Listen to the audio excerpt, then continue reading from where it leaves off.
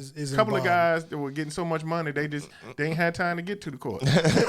You know what I'm saying? I mean, that's what it was. You remember how it was back then when we were growing up. Yeah. Jokers would come out there and shoot basketball with Super Tims on with $10,000 in their pocket. They play one game and get right back on the pound. You remember how it was. You remember. You like, dang, he can hoop. Okay, cool. You can't talk about Culpeper basketball and don't talk about William Smith scored 50 points in one game. Mm-hmm. That's your era too? No, he's 70s. 70s, okay. Maybe 80s. When was William Smith? 70s or 80s. But 50 points. He's the only player in Culpeper scored 50 points in one game. Okay. You can't talk about Culpeper basketball if you don't talk about James Starks.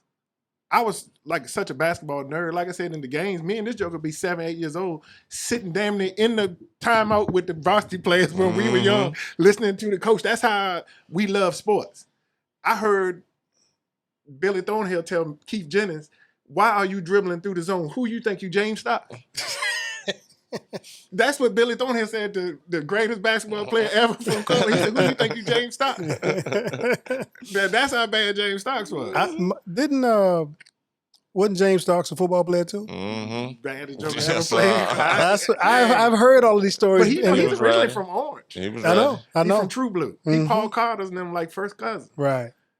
That family is an athletic. I don't really know him, but my brother he was lives in Miami now. He's older. He played against like Henry Cooper. I know all them. That was the baddest joker. People don't remember him before deadly. Paul. He was deadly, man. Henry Cooper was a deadly He's another joker. one. If he had a 3-point line, it would be a problem. He would have been a 2,000 or 3,000 point scorer. Easy. Yeah. Does he still live in Orange? I don't know where he lives, but I've seen him in the last 2 or 3 years though. Yeah. You can't talk about Culpeper basketball. You got what was the Josh Majors? Point guard Josh Majors. He took JT to the States. Took JT to the States. Little Devin Mosley, shoot the lights out. You know, I mean, who else have we missed over the years? You had that team with Terry Hoffman and Ryan Hoffman, Hank, Kevin McCray, Hank, Larry Scott. Yeah, that team. They had an awesome team in like '98.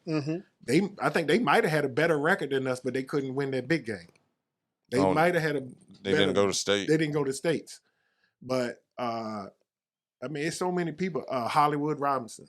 My boy from Orange told me to ask y'all about Hollywood. Hollywood Robinson. Bad basketball. Hollywood. He was one of the best two guards we had. Hollywood was Hollywood. Hollywood was Hollywood. That was his name. That's how he got it. That's how he got Hollywood. He didn't get Hollywood from Hollywood. Taking flashy pictures and driving nice cars. Nah. He was Hollywood before that. Right. He was Hollywood before that.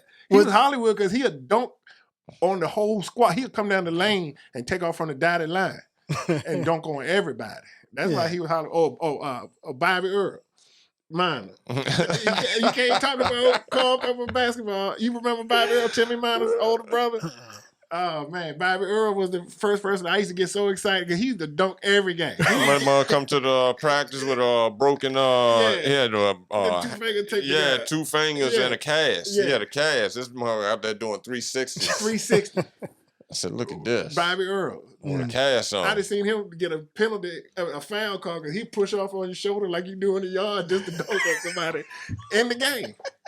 In the game. Kobe's cousin, Roger Lee. Roger Lee was smooth. Anthony Dinkins